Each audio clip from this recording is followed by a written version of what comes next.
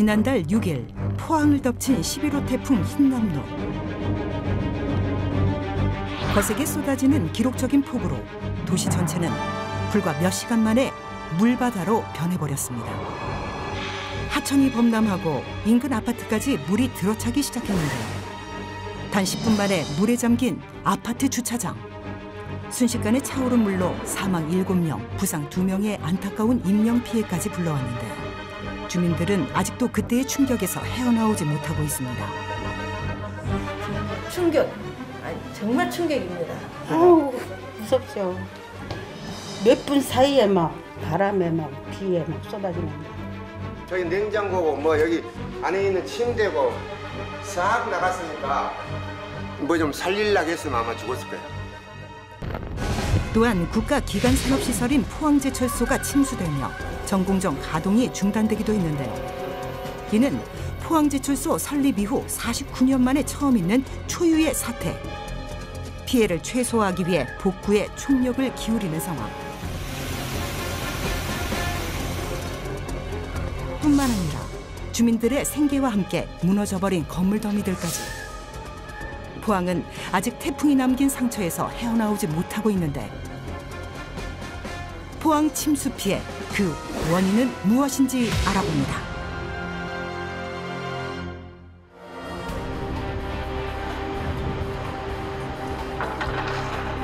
태풍이 물러간 지도 어느덧 한 달여.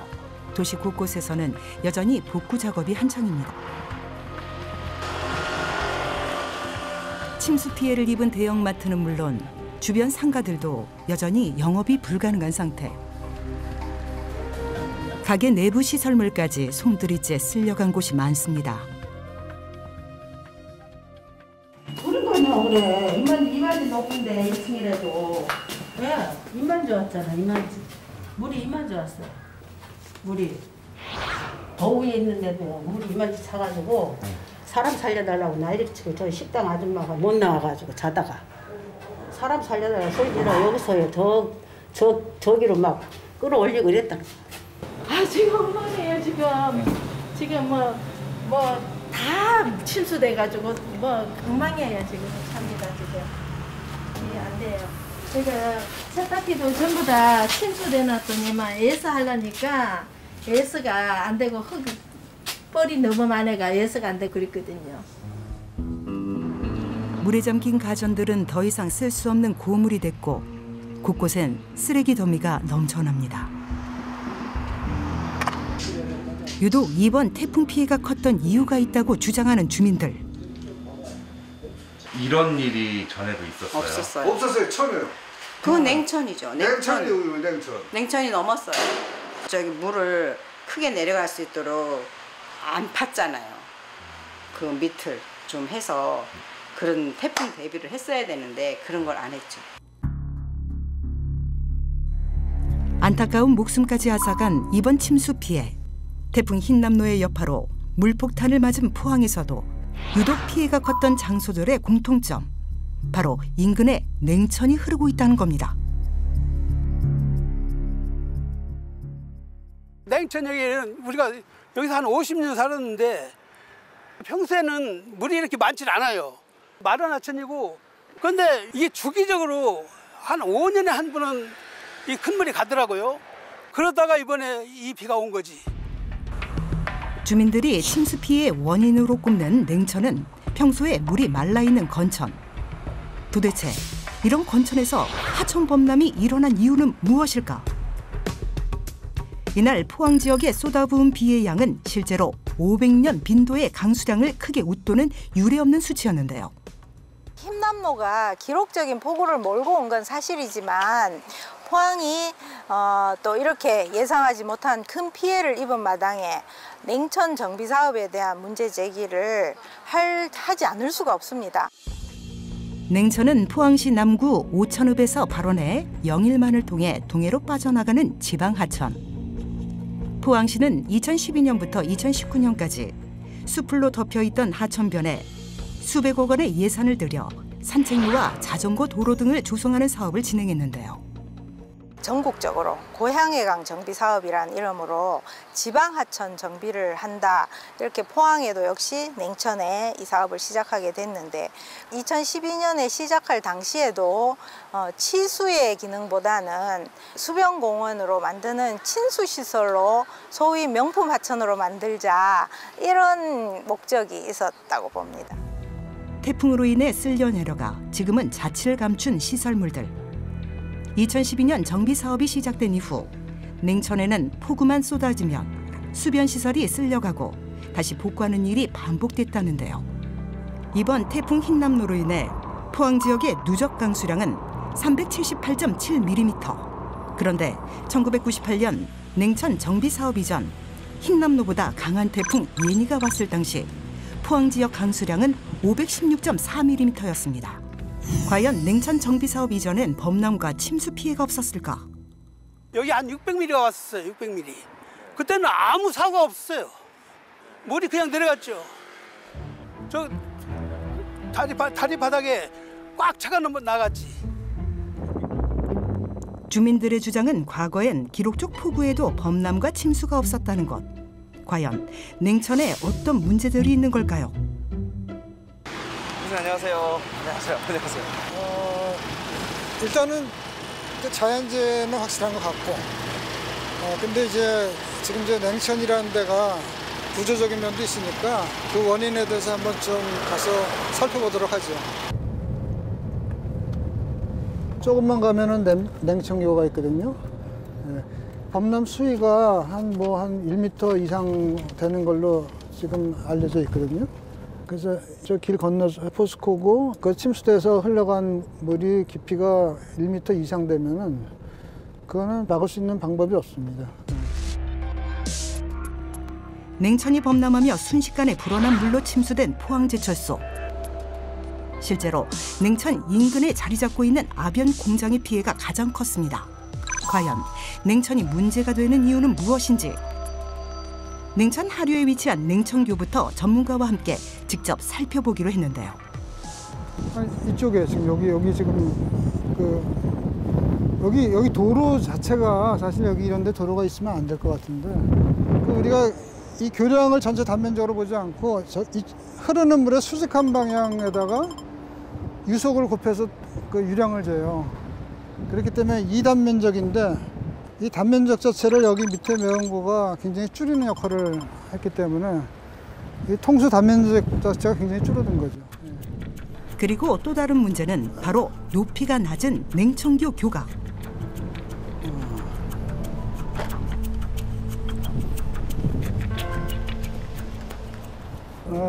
여기가 지금 다 부유물들이 여기 박혀 있는 거가 완전히 이게 단면적을 줄이는데도 굉장히 큰 기여를 지금 한 게 보이네요. 그래서 여기가 거의 이제 막히면서 일종의 보호 역할을 한 거나 다름없다고 이렇게 생각이 됩니다. 냉천 하류에 위치한 냉천교에 부유물이 가득 쌓이면서 상류에서 쏟아져 내려오는 유량을 채 바다로 내보내지 못하고 막혀버린 것. 결국 냉천은 범람했고 침수 피해를 키운 원인이 된 것입니다. 여기 침수된 지역하고 여기가 거의 일치하네. 여기서부터 하류 쪽으로 침수가 됐거든요. 저쪽으로 한번 가서 좀 보고 가면 어떨까요? 저기를 왜 이렇게 좁혀놨지? 왜 좁혀놨는지 이해가 안 되네, 저기는. 지금 여기 하천폭하고 저기 가면 굉장히 좁아지잖아요. 전문가와 함께 냉천을 따라 이동하다 보니 실제로 하천폭이 크게 좁아지는 지점을 발견했는데요. 하천폭이 좁아진 이유, 바로 시설물과 둘레길 조성 등 이곳이 수변공원의 시작점이었습니다. 저쪽이 여기 한 3분의 1 정도? 거의 한 3분의 1 정도 될 것 같은데. 도로와 운동시설 등 친수시설이 들어서면서 물이 흘러가야 할 하천의 수로는 그만큼 좁아지고 하천 바닥은 높아진 건데요. 보시면 침수 범람 지역이 노란 지역이 침수 지역이고요. 지금 현재 우리 위치가 한 이 정도 되는 것 같은데 친수 공간 호환 이렇게 만들려고 했는데 지금 여기 보니까 다 망가졌네요, 저희가. 하천의 폭을 줄여 정비해 놓은 산책로 등 수변공원 시설은 물이 불어나면서 모두 쓸려 내려갔습니다. 유실된 산책로와 계단, 태풍 피해로 예전의 모습은 찾을 수가 없었습니다. 폭이 줄어들고 단면적이 줄어드니까 유속이 빨라지고, 유속이 빨라지면은 바닥에 전단력이 커져갖고 이런 그 파이는 현상이 생기거든요. 쇠굴이라는 게 생겨갖고. 그래서 양쪽에 지금 공사한 것들이 다 유실되고, 저희가 유실됐다는 것 자체가 지금 이 흐름을 갖다 막고 있었던 거고. 문제는 냉천 주변에 조성해 놓은 각종 친수 시설물이 유실된 건 이번이 처음이 아니라고 하는데요.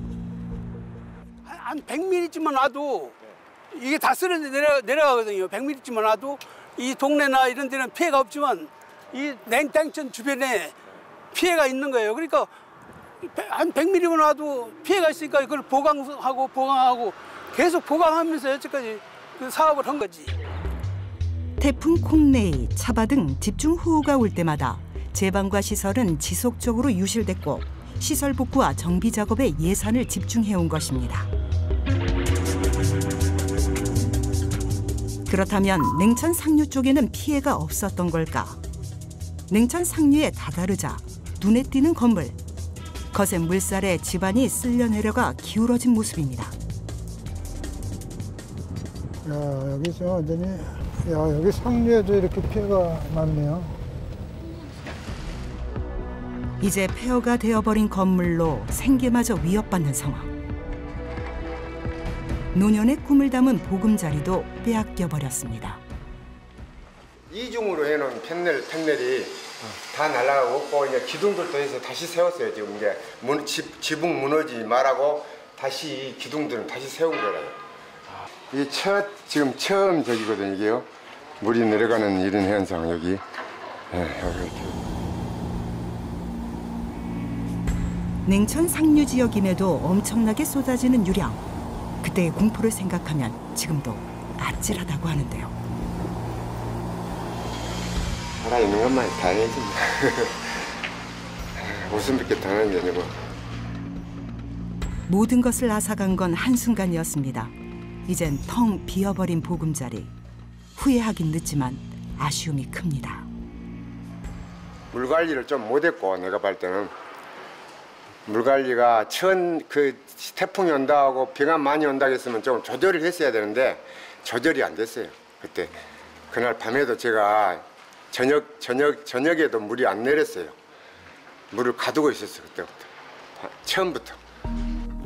피해 주민들이 냉천 범람의 또 다른 원인으로 꼽는 것이 냉천 상류에 위치한 바로 이곳 우어 저수지입니다. 태풍 예보에도 저수지물을 빼내지 않았던 것이 문제라는 지적인데요. 여기 보시면 이게 제방이잖아요. 댐이고 저게 여수로거든요. 여수로. 여수로란 저수지의 수량이 일정량을 넘으면 여분의 물을 빼내기 위해 만들어 놓은 물길을 뜻합니다. 이게 지금 여수로거든요. 그러니까 여수로의 수위보다 낮을 때 물을 빼내려면 저쪽에 수문을 열어야 되는 거고. 근데 저기는 그 단면적이 좁아서 이 전체 면적은 굉장히 크잖아요. 그러니까 저거는 평상시에 물을 밑으로 이제 내보낼 때 쓰지. 그러니까 비가 많이 왔을 때 저기서 나가는 양은 이제 한정되는 거죠. 미리 저수지의 물을 빼내기엔 턱없이 좁은 수문. 애초에 설계부터 관리 매뉴얼까지 태풍이나 집중호우를 대비하기엔 한계가 있었습니다.